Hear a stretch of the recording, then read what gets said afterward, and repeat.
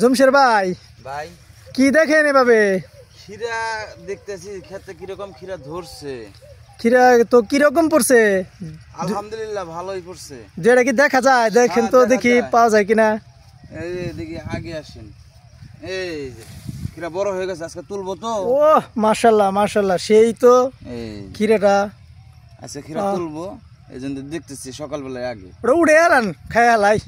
আচ্ছা এটা কি জাত বুনছেন? এটা ভাই মল্লিকা সিড। মল্লিকা সিড না? হ্যাঁ মল্লিকা সিড। এই হলো আমাদের জমশের ভাই মল্লিকা সিটের খিরা জাত রোপণ করেছিল। এই দেখেন এই যে একটা তুললো, অনেক বড় হয়ে গেছে, অসাধারণ। আরো 2-3 দিন আগে তোলা উচিত ছিল এইটা। আলহামদুলিল্লাহ। হ্যাঁ এটা তো মানে একটু বয়স হয়ে গেছে। হ্যাঁ আরো 2-1 দিন আগে তুললে আরো খায় মজা পাওয়া যাইতো। হ্যাঁ ঠিক আছে, হ্যাঁ অনেক সুন্দর হয়েছে আলহামদুলিল্লাহ। আপনার ক্ষেত্রে তো খুবই ভালো অবস্থা। হ্যাঁ আলহামদুলিল্লাহ, ক্ষেতের অবস্থা খুব সুন্দর ফলন হয়েছে। বাহ মাশাআল্লাহ, দেখে তো মন জুড়ে গেল। যাক অনেক কষ্ট করেছেন, ইনশাল্লাহ কষ্টের ফল পাওয়া যাচ্ছে। তো ধন্যবাদ প্রিয় বন্ধুরা। দেখুন কত সুন্দর খিরাটা, দেখাও তো আবার। এই যে খুব সুন্দর খিরা হয়েছে, মল্লিকা সিটের খিরা।